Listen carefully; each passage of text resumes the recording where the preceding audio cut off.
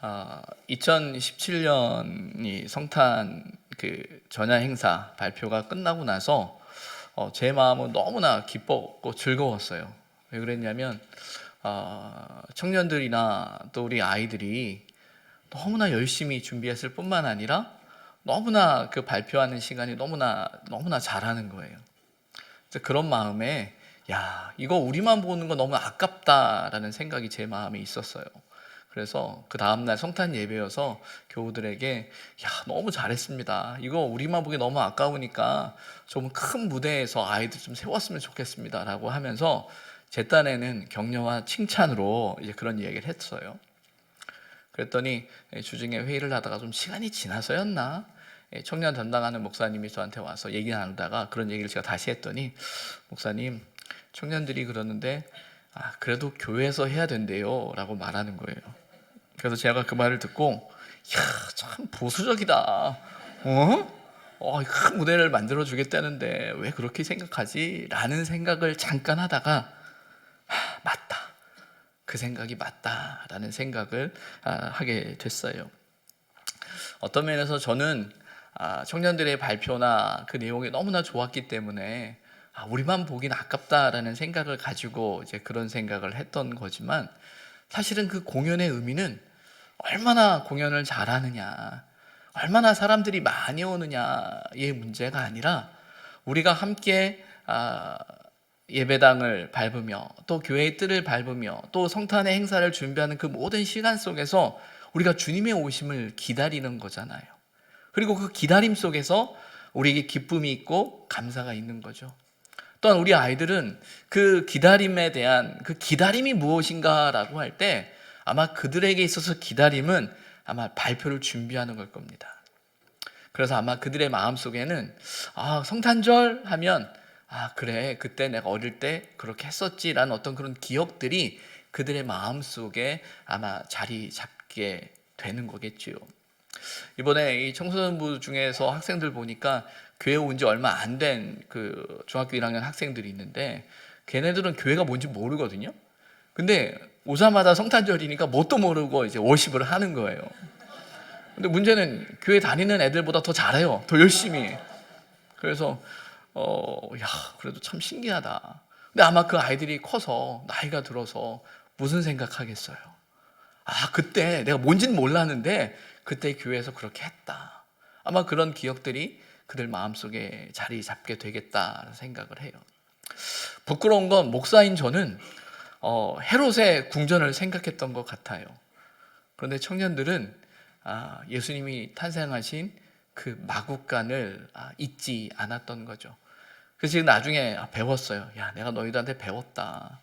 우리도 모르는 사이에 헤롯의 궁궐을 생각하는 게 우리의 모습인데 어떤 면에서는 너희들은 그 예수님이 오신 그 마국간의 그 본질을 잊지 않고 있구나라는 생각을 하면서 제 배움을 가지면서 참 마음에 기뻤습니다. 여러분 오늘 저녁에 그 행사가 있습니다. 아시죠? 여러분 우리가 본당이 좀 좁아서 다 참석하기가 힘들어서 여러분들이 배려하는 걸로 저는 알아요. 나까지 가면 이 좁은데 어떡하나. 여러분 그 배려는 사랑이 아닙니다. 함께 오셔서 격려해 주시고 또 축복해 주시고 함께 주님의 오심을 즐거워했으면 좋겠습니다. 신앙생활을 하면서 우리가 늘 신앙의 본질을 잃어버리지 않고 살아간다는 건 너무나 중요합니다. 그 레리 오스본이라는 분이 계신데 그분이 이런 책을 썼어요. 당신의 열심이 위험한 이유라는 그 책을 쓰면서 그 책 속에 우연한 바리새인이라는 그 제목을 달았습니다. 이 우연한 바리새인이라는 의미는 어떤 거냐면 우리가 바리새인이 갖는 어떤 우리 안에 인식들이 있잖아요. 그러면서 우리에게 있어서는 그 신약의 내용을 읽고 아는 우리에게 있어서는 바리새인에 대한 인식은 부정적이에요. 그래서 바리새인이 된다라는 말은 썩 칭찬의 말이 아니라는 거죠. 근데 분명한 건 1세기 이스라엘에 있어서 유대인들에게 있어서 바리새인은요 누구보다도 하나님을 잘 믿고 하나님을 향한 신앙의 열정과 헌신을 가졌던 사람들이거든요. 그래서 그 책에 보면 이렇게 이야기를 해요. 하나님을 열심으로 섬겼고 자신의 신앙에 철저히 헌신했고 신학적으로도 빈틈이 없었고 성경 본문의 달인일 뿐만 아니라 지나칠 정도로 까다롭게 순종하였고 영적 훈련에는 따라올 사람이 없었고 때로는 너무 지나침이 지나쳐서 냉혹하고 오만하기까지 했다. 그런데 그럴만했다. 왜? 그들은 그 신앙을 지키기 위해서 희생했고 헌신했던 사람들이었거든요. 그래서 사람들에겐 깊은 존경과 저 사람들은 정말 하나님을 바르게 잘 믿는 사람이야 라고 인정받았던 사람들이 바리새인이죠. 그래서 제가 지난주도 말씀드린 것처럼 이 서기관과 바리새인으로 대표되어지는 바벨론 이후에 어떤 그들의 종교 지도자로서의 위치는 그들은 율법과 성전과 제사를 너무나 중요하게 여기고 어떻게든지 목숨 걸고 그것을 지키는 것이 이스라엘을 살리는 일이다라고 고백했던 사람들이라고 말씀을 드렸어요. 그런 분들이 바리새인들이었거든요. 근데 우리는 그들에 대한 부정적인 생각을 갖고 있단 말이에요. 그런데 그렇게 부정적인 생각을 갖게 된 이유가 뭐냐면 예수님이 오셨을 때, 하나님이 나타나셨을 때 그들은 맹렬히 비난했어요. 맹렬히 저항했어요. 아니다라고 이야기했어요. 왜 아니다라고 이야기했죠? 뭐 때문에 아니다라고 이야기했습니까? 그 이유가 뭐죠? 이유가 뭡니까? 마이크가 자꾸 떨려가지고 제가 떨려요. 이게 무대가 이게 울렁울렁 되다 보니까. 왜 그렇게 저항했을까요? 당신들이 생각하는 하나님, 당신들이 생각하는 율법, 당신들이 믿는 그 신앙과 달랐기 때문이에요. 이 말은 뭐냐면 어느 순간 그들이 하나님이 돼버린 거죠. 자신이 하나님이 돼버린 거예요. 내가 신앙의 기준이 돼버린 거예요. 믿음을 이야기하면서 그 믿음의 기준이 자신이 돼버린 거죠. 그 상황을 그 책에서 지적을 하면서 그 바리새인의 모습 안에 교만함과 또 배타적인 것, 율법주의적인 것, 과거를 추궁하면서 숭배하는 것, 또 획일적인 모습을 추구하는 어떤 그런 태도들을 이야기하면서 우리도 모르는 사이에 우연한 바리새인이 된다라고 지적을 하고 있는 거예요. 그런데 그 우연한 바리새인이라는 그 말 속엔 우리도 모르는 사이에 우리의 열심과 우리의 신앙과 또 그 믿음과 신앙이 우리의 기준이 되어버려서 하나님이 온데간데 없고 내가 모든 것의 기준이 되는 상황이 돼버린 거죠. 이 문제는 사실 우리는 늘 생각하고 고민해야 합니다. 어떤 면에서는 설교를 하고 있는 저부터 사실은 더 정말 고민해야 돼요. 왜냐하면 제가 설교할 때도 하나님의 기도하면서 하나님의 말씀과 뜻을 구하지만 저도 모르는 사이에 저의 관점이 있거든요. 저희 해석이 있거든요. 그리고 이렇게 보는 어떤 그 틀 안에 저도 모르게 이렇게 갇혀가는 느낌을 가질 때가 있거든요. 그래서 제가 생각하는 열심, 제가 생각하는 헌신, 제가 생각하는 믿음, 제가 생각하는 신앙의 모습, 제가 생각하는 열심, 어떤 그런 것 안에 저도 모르게 갇혀서 그것을 가지고 여러분들을 바라보고 또 목회를 할 수가 있는 그 위험성이 가장 많은 자리가 바로 이 자리인 것 같아요.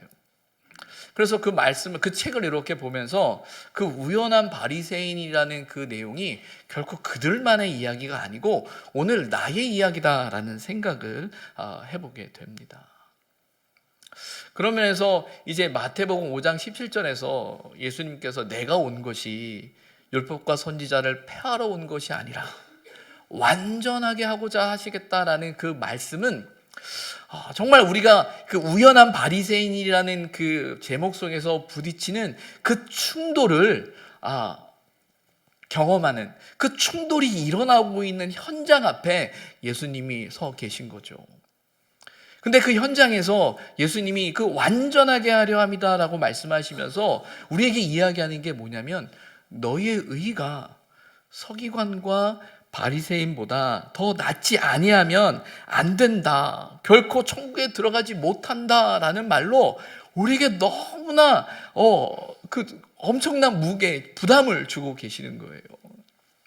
여러분, 아마도 이 너희 의가 서기관과 바리새인보다 더 낫지 못하면이라는 이 말을 들었던 1세기 유대인들, 그 이 산상에서 이 예수님의 말씀을 직접 들었던 사람들은요, 아마 그 마음에 엄청난 부담이 있었을 거예요.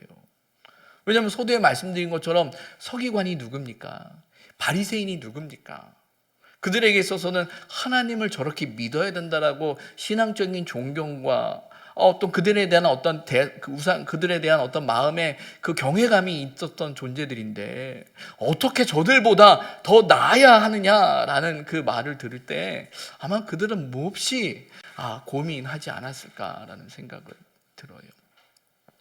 그래서 이어지는 21절부터 오늘 우리가 마지막 읽은 48절까지의 말씀은, 그러면 이 서기관과 바리새인보다 더 낫다라는 말이 뭐냐, 그리고 무엇보다 예수님께서 완전하게 하려 함이다라고 말씀하실 때 그 완전함이 무엇인가를 예수님은 6가지의 이제 그 예를 들어서 이제 말씀하고 계셔요. 근데 이 6가지를 다 이렇게 보는 일은 시간상 쉽지 않을 것 같아요. 그러면서 마지막 우리가 읽은 이 43절부터 48절에 집중해서 우리가 말씀을 보아야 할 터인데, 그런데 그 6가지 이야기를 하면서 예수님께서 반복적으로 사용하는 표현이 있죠. 어떤 표현이 있습니까? 너희가 들었으나 나는 너희에게 이르노니 라고 이야기를 하고 계시는 거예요. 율법에 나오는, 십계명에 나오는 어떤 율법에 대한 이야기를 언급하신 다음에 너희가 이렇게 들었으나, 너희가 이렇게 알고 있으나, 너희는 이렇게 생각하다, 그러나 나는 너에게 이른다 라고 이야기를 하면서 그 율법을 다시 한번 정의하고 계시죠. 그런데 여기서 다시 정의한다라는 말은요, 다른 율법을 말씀하시는 게 아니에요. 그 기준을, 그 가치를, 그 의미를 더욱더 분명하게 이야기하고 계신다라는 거예요. 그런데 우리가 알고 있는 것처럼 이 말씀을 쭉 읽어 내려가다 보면 더 감당하기 힘들어지는 우리의 한계를 느끼게 된다라는 거죠. 첫 번째가 이거잖아요. 살인하지 말라. 우리는 살인 안 해요. 근데 주님이 뭐라고 이야기하십니까? 형제에게 노하는 자마다, 형제에게 라가라 하는 자, 라가라 한다라는 표현은 히브리어의 욕이라고 해요. 욕하는 자마다, 미련한 놈이라고 말하는 자마다. 어떤 면에서는 살인은 행동이잖아요. 어떤 행위예요. 그런데 예수님이 보는 살인은 뭐라는 거예요? 우리 안에 일어나고 있는 미움, 분노, 성냄, 형제를 향해서 욕하는 것, 그 기준으로 따지면 저는 살인자예요. 여러분 앞에 고백하는데 저는 살인자입니다. 또 뭐라고 이야기합니까? 간음에 대한 이야기를 하시면서, 아니, 간음이라는 어떤 행위가 우리 머릿속에 있는데 그게 아니라 그 마음, 음욕부터 간음이다라고 이야기를 하고 계시죠. 이혼에 대한 이야기를 하면서 중요한 건 그 여성이 가지고 있는 약자로서의 그 사회적인 위치가 있거든요.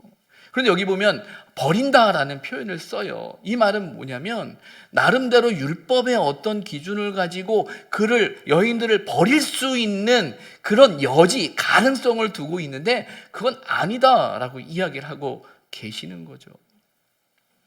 맹세에 대한 이야기를 합니다. 맹세는 어떤 면에서 십계명 안에 들어가 있진 않아요. 그런데 여기서 맹세한다라는 의미가 갖는 그건 뭐냐면 서로 간에, 사람들 간의 신뢰와 진실함에 대한 것이 있어야 되는데 그 진실함과 정직함의 관계가 이루어지지 않는 거예요. 보통 이러잖아요. 다른 사람한테 내 생각과 내가 확실하다라는 생각을 가지면서 내가 맹세해. 이 말은요, 나의 진실함, 나의 정직함, 내가 말하고 싶은 그것을 더 확고히 하고 싶은 말인 거예요. 근데 예수님이 하시는 말씀은 그런 말조차 할 필요 없어. 넌 그렇게 말하지 않아도 정직해야 돼. 그렇게 말하지 않아도 너의 말을 사람들이 믿을 수 있어야 돼라고 이야기하는 거예요. 눈은 눈으로 이는 이로 갚으라라는 이 말은 말 그대로 구약의 율법 안에서 이런 겁니다. 어떤 사람에게 상해를 입혔으면 그 상해를 입힌 만큼 너도 상해를 당해야 된다라는 개념이죠. 이 말은 다른 사람께 살아가는 상황에 있어서 그만큼 다른 사람한테 상해를 입히거나 하는 일을 조심해야 하고 경계해야 된다라는 말도 되지만, 또 한편으로는 당한 만큼 갚아줘야 된다라는 것을 분명하게 명시하는 율법으로 이야기하고 있는 거예요. 그런데 뭐라고 이야기를 합니까? 너는 너에게 이룬 악한 자를 대적하지 말라. 여기서 대적하다라는 의미는요, 단지 감정적인 대적이 아니라 물리적인 대응을 말하는 거예요. 눈은 눈으로, 이는 이로 갚으라라고 했는데, 그렇게 물리적으로 똑같이 대응하지 말아야 한다라고 이야기를 하고 있는 거죠. 예수님은 율법과 선지자의 그 계명을 단 하나라도 부정하지 않으셨어요. 부정한 것이 아니라 뭐라고 이야기합니까? 그 기준을, 그 가치를, 그 의미를 더 분명하게 우리에게 이야기하고 계시는 거예요. 어떤 마음이 드십니까? 어떤 생각이 드십니까? 저는 이 내용을 쭉 읽어가면서 율법에 대한 이야기를 읽어 내려가면서 십계명에 대한 이야기, 그렇게 하였으나라고 말하고 있는 이미 바리새인들이나 사람들이 지키고 있는 그 이야기를 보면서 어떤 생각이 들었냐면, 내가 바리새인이구나.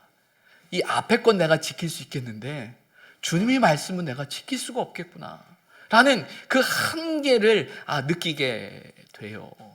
그런데 오늘 우리가 읽은 43절부터의 말씀은 우리를 더 깊이 절망하게 하죠. 뭐라고 이야기합니까? 내 이웃을 사랑하고 내 원수를 미워하라 하였다는 것을 너희가 들었으나. 저는 그냥 이 말씀만 있었으면 좋겠어요. 내 이웃을 사랑하고 내 원수를 미워하라. 얼마나 깔끔합니까? 그렇죠? 이러면 우리는 정말 행복할 것 같아요. 깔끔해요. 고민 안 해도 돼. 그래, 우리끼리 좋지. 행복해. 그래, 저 사람은 원수야. 제껴놔도 돼. 왜? 성경이 그렇게 나왔으니까. 물론 성경에서 내 원수를 미워하라는 말이 정확하게 명시되어 있지는 않아요. 구약의 율법 속에. 그런데 구약의 내용을 이렇게 보다 보면 이스라엘과 대적하는 원수들에 대해서 어떻게 하느냐, 그리고 오늘 본문 내 원수를 미워하라라는 이야기를 하면서 여기서 나오는 그 연결되어지는 본문이 신명기에 나오는데, 신명기 23장 6절에 이런 표현이 나와요. 내 평생에 그들의 평안함과 형통함을 영원히 구하지 말지니라. 이 말은 총회에 회막에 들어오지 못하는 사람에 대해서 이야기를 하면서 모압과 암몬 족속을 향해 절대로 그들을 위해서 평안과 행복을 구하지 마라 라는 그 말씀이거든요. 그럼 이런 내용들을 볼 때 원수를 미워하라라는 말이 명시되어 있지는 않지만 의미적으로나 뉘앙스적으로나 원수에 대한 어떤 태도를 취해야 될지를 나름대로 생각해서 이 바리새인들의 율법학자들 입장에서는 그렇게 지켰다라는 거예요. 그래서 이웃을 사랑하고, 그래, 이웃은 사랑해야지. 여기서 이웃은 우리의 형제, 가족, 친척, 우리와 함께하는 공동체라는 거예요. 이스라엘의 공동체의 개념을 가져요. 근데 원수는 그 이스라엘의 공동체를 벗어난 사람들을 의미하는 거죠. 그러면서 그들은 미워하라 하였다는 것을 너희가 들었으나, 이 말은 그들이 그렇게 지켰다라는 겁니다. 그런데 주님이 하시는 말씀은 뭡니까? 나는 너희에게 이르노니 너희 원수를 사랑하며 너희를 박해하는 자를 위하여 기도하라. 이 말씀 앞에서 정말 절망합니다. 정말 이거 어떡하지? 그래서 사실은 오늘 이 설교가 그 많은 설교 중에서 전 제일 어려워요. 정말 어려운 설교예요. 왜? 사랑하라 하는데 안 되거든요. 미운 사람이 있거든요. 속상한 사람이 있고 아픈 사람이 있거든요. 교회를 보니까요, 우리 교회뿐만 아니라 여러분, 우리 교회 안에서 사랑이란 단어는 너무나 익숙하고 너무나 친숙한 단어입니다. 가요를 이야기하면서 가요의 거의 모든 노래의 주제는 사랑이다라고 이야기하지만 사실은 교회를 대표하는 건 사랑이란 단어예요. 사랑이란 말로 교회의 모든 것을 아우를 수 있는 단어가 사랑이에요. 그만큼 사랑이 익숙하고 사랑을 잘 알고 사랑한다라는 생각을 잘 아는데 제일 안 되는 게 사랑이에요. 왠지 모르겠어요. 사랑이 제일 안 되는 거예요. 근데 예수님이 하시는 말씀이 원수를 사랑하며 너희를 박해하는 자를 위하여 기도하라라고 말씀하고 계시네요. 이 말씀에 어떤 부연 설명이 필요하겠습니까? 이 말씀에 대해서 제가 뭐라고 설교를 해야 이게 그런 뜻이었어요? 라고 하시겠습니까? 아마 여러분들이 저나 여러분들이 더 마음속 깊은 곳에서 느낄 거예요. 알아요. 모르지 않아요. 그런데 안 돼요. 그래서 고민하는 거죠. 그래서 아픈 거죠. 그럼에도 이 사랑과 원수를 사랑하며 박해한 자를 위하여 기도하라는 것에 대해서 우리가 한 번 더 생각해 보면 이겁니다. 원수를 사랑하라라는 말은 우리는 사랑이란 단어를 떠올릴 때 이런 생각을 갖죠. 내 마음에서부터 우러나는 어떤 몽롱하고 뜨거운 뭔가 내 가슴을 움직이는 듯한 어떤 그것이 사랑이다라는 생각을 갖는데, 여기서 말하고 있는 이 사랑이다라는 것의 출발은요, 우리의 감정과 우리의 생각과 우리의 어떤 의지적인 동요 출발로부터의 의미가 아니라 우리에게 이야기하고 있는 건 뭐냐면 그 사랑은 행동이라는 거예요. 여러분, 어떻게 원수를 향해서 뜨거운 감정을 가지고 그를 사랑할 수 있겠습니까? 어떻게 그 마음이 들겠습니까? 그런데 중요한 건 뭐라고 이야기하냐면 그 사랑은 행동이다라는 의미에서 그 앞서 이 38절부터 42절에 나오게 되면 이런 표현이 나오잖아요. 악한 자를 대적하지 말라라고 하면서 오른뺨을 치거든 왼편도 돌려대고 너를 고발하여 속옷을 가지고 하자는 자의 겉옷까지도 주고 누구든지 너를 억지로 오리를 가게 하거든 그 사람과 심리를 동행하고 내게 구하는 자에게 주며 내게 꾸고자 하는 자에게 거절하지 말라. 이것은요, 어떤 면에서 그 마음에서부터 의지적인 결단으로부터 나오는 행동을 그 마음을 출발을 이야기하는 게 아니라 그 행동을 이야기하는 거예요. 원수를 사랑하라 라는 그 말 앞에서 부족하지만 우리 마음이, 우리의 생각이 동요되지 않지만 움직여야 한다라는 것을 의미하는 거예요. 그리고 박해자를 위하여 기도하라라고 할 때 여러분, 기도한다라는 게 어떤 의미죠? 기도의 본질이 뭡니까? 기도한다라는 거예요. 기도한다라는 거. 여러분의 생각을 하나님 앞에 이야기하라라는 개념이 아니라 기도의 본질은 뭐예요? 하나님의 생각을 듣는 거잖아요. 그러면 박해자를 위하여 기도하라라는 건 어떤 관점이냐면요, 그를 바라볼 때 내 감정으로 내 생각으로 바라보는 것이 아니라 하나님은 어떻게 생각하실까라는 관점으로 바라보라는 거예요. 그러면서 뒤에 나오는 그런 표현이 있죠. 하나님이 그 해를 악인과 선인에게 비추고 비를 의로운 자와 불의한 자에게 내려주신다. 하나님이 내가 의롭다고 생각하는 나만을 생각하는 것이 아니라 내가 원수라고 생각하는 그도 생각하신다는 거예요. 그래서 그 박해자를 위해서 기도하라라고 할 때 그 말은 하나님이 그를 어떻게 생각하실까를 놓치지 말라라는 말이에요. 어쨌거나 부담스럽죠. 어쨌거나 힘들죠. 알면서 안 되죠. 그 아이들이 보는 동화책 같은 건데 어떤 그 가치, 어떤 단어의 의미를 설명하는 어떤 그 가치를 설명하는 어떤 얇은 책이 있어요. 거기서 사랑이라는 걸 아이들이 이해하기 쉽게 설명해 놨는데 뭐라고 이야기하냐면 친구와 헤어졌을 때 다시금 그 친구를 만나고 싶은 생각이 사랑이래요. 그러니까 아이들에게 이해되어지는 사랑의 설명이겠죠. 여러분, 예배드리고 집에 돌아가시면 오늘 만났던 교우들이나 그분들이 생각이 나서 빨리 다음 주가 왔으면 좋겠다라고 생각하고 계십니까? 그런 면에서는 목사들은 회개 많이 해야 돼요. 왜냐하면 너무 주일이 빨리 와. 왜 이렇게 빨리 오지? 어떤 면에서는 여러분을 만나고 싶은 기대와 그 뜨거운 마음을 가지고 빨리 와야 되는데 빨리 와야 되는 데가 아니라 왜 이렇게 빨리 와? 벌써 1년이 지났어. 1년은 52일밖에 안 되는 것 같아. 라는 마음에 조금 그런 마음이 있는 게 우리 마음, 목회자의 마음인지도 모르겠는데 사랑은 그런 거라는 거예요. 근데 우리 마음 안에 그게 있느냐? 참 부끄럽죠. 한계가 느껴지는 게 사실이에요. 그런데 예수님께서 이 말씀을 하시면서 너희 의가 서기관과 바리새인보다 더 낫지 아니하면, 그리고 오늘 본문을 마지막으로 이제 정리하면서 48절 이런 말씀이 나오죠. 그러므로 하늘에 계신 너희 아버지의 온전하심과 같이 너희도 온전하라. 이 말씀을 들을 때 더 한번 가슴이 무너지죠. 하나님이 온전하심 같이, 너희 아버지의 온전하심과 같이 너희도 온전하라. 어떻게 온전할 수 있겠습니까? 정말 무너지는 거예요. 예수님께서 이 말씀을 하신 건 그래, 이 부담을 가지고 이렇게 살아야 돼. 어찌 보면 우리가 보아야 할 그 가치를 우리에게 제시하고 계시는 걸 거예요.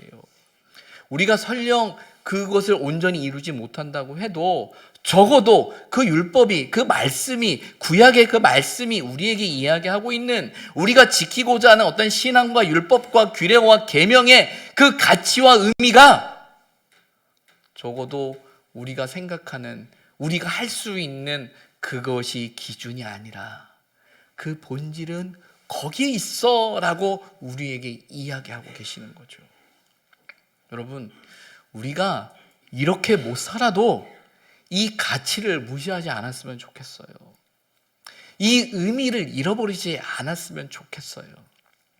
그 가치를, 이 의미를 잃어버리지 않고 고민할 때 우리는 어떻게 하게 되냐면 하나님 앞에 도움을 구하게 되는 거예요.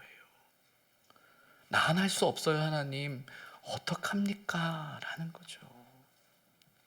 우리에게 잃어버리는 또 하나의 신앙의 모습은 뭐냐면 은혜라는 이유로 우리의 연약함을 너무나 쉽게 까먹어 버립니다. 그래, 난 안 돼. 그렇지, 난 안 되는 거야. 아이고, 내가 어떻게 사랑해. 그래, 그런 나를 하나님이 용서하셨어. 그냥 이렇게 살아. 천국 갈 거야. 근데 여러분, 그런 생각을 계속 가졌을 때 우리의 신앙의 자리가 성숙의 자리로 갈까요? 우리가 하나님을 믿는 믿음의 자리가 더 나은, 내일보다 나은 오늘이 되고 오늘보다 나은 내일이 될 수 있을까요? 절대 안 되죠. 절대 안 되죠. 사랑한다라는 건 참 어려운 일이에요. 근데 그것은 마음보다 행동에서부터 먼저 시작되어지는 노력이 필요한 겁니다. 제가 지난주에 저희 약점이 들키고 말았어요. 한 분이 저에게 민원을 넣습니다. 어떤 민원이냐면, 목사님, 민원 들어왔는데 왜 목사님은 왼쪽 오른쪽만 보고 가운데는 안 보냐라는 거예요. 들키고 말았습니다. 맞아요. 저도 모르겠는데 저는 이쪽은 잘 보는데 여기를 잘 안 봐요. 그러니까 아마 가운데에 계시는 분이 저한테 얘기한 게 아니라 우리 다른 장로님께 말씀하신 거예요. 민원 들어왔다고. 저한테 들켰어요. 죄송합니다.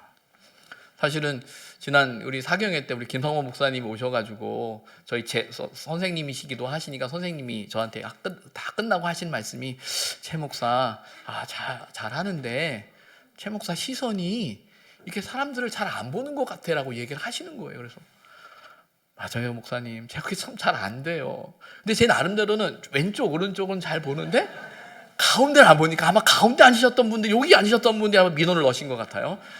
저를 용서해 주시고. 근데 여러분, 이게 여러분들은 저에게, 그러니까 말 그대로 관심이고 애정이죠. 근데 제가 거기에 서질 못하는 거예요.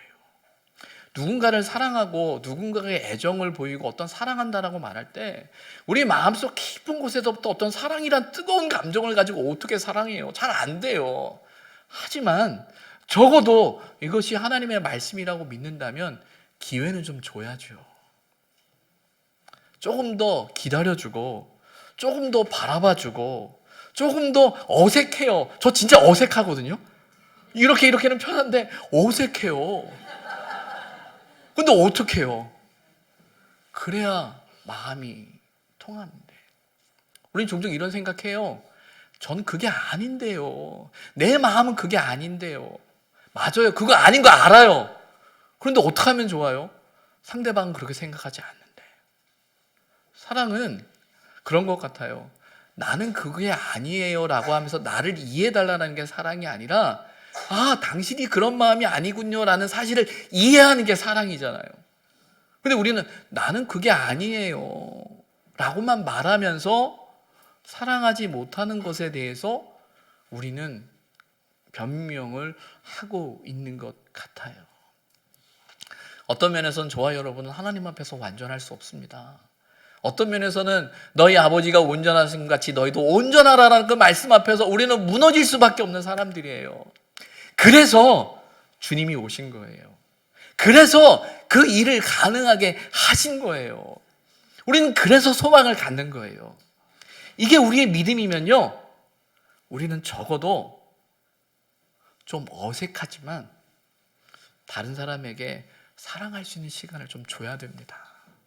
쳐다봐 줘야 되고요, 생각해야 돼요. 진짜 어색하네요. 왜 이렇게 어색하지?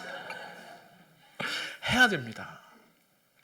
그래서 저는 바라는 건 여러분들이 한번 내년에는, 올해는 다 지나갔으니까 내년에는 한번 교회에 머무는 시간을 조금만 더 한번 늘려보셨으면 좋겠어요.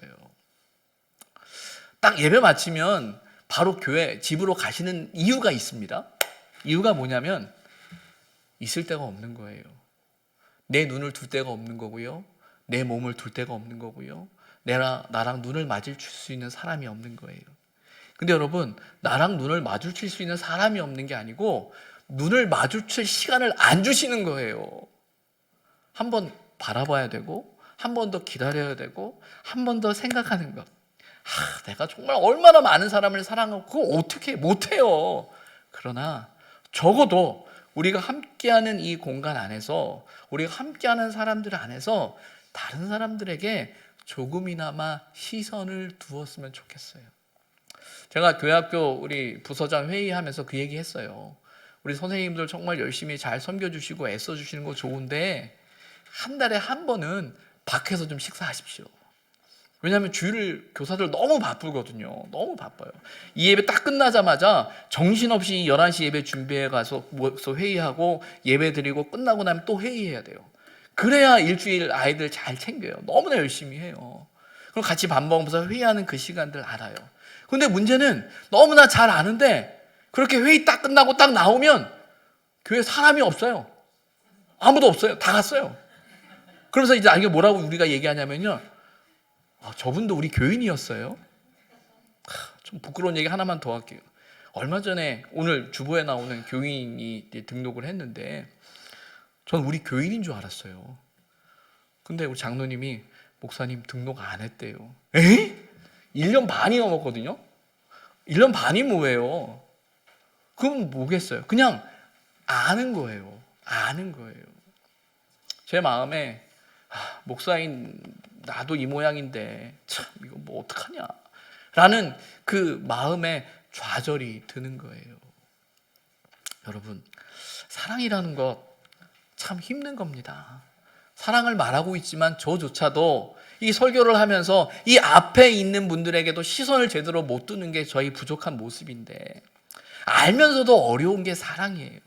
그러나 내 이웃을 사랑하고 내 원수를 위하여 사랑하고 내 적대자를 위해서 기도하라는 말씀이 하나님의 말씀으로 우리에게 들려졌을 때, 나는 너에게 이르노니라는 그 말씀이 저와 여러분에게 들려졌을 때 부족하지만 그것이 하나님의 말씀을 믿는다면 우리는 작지만 우리의 시선을, 우리의 몸을, 우리의 시간을 조금만 멈춰서 함께 할 수 있는 자리를 만들어 갔으면 좋겠습니다. 그것이 저와 여러분의 신앙의 자리요, 믿음의 자리요, 또 하나님의 말씀에 순종하는 순종의 자리인 줄 믿습니다. 기도하겠습니다.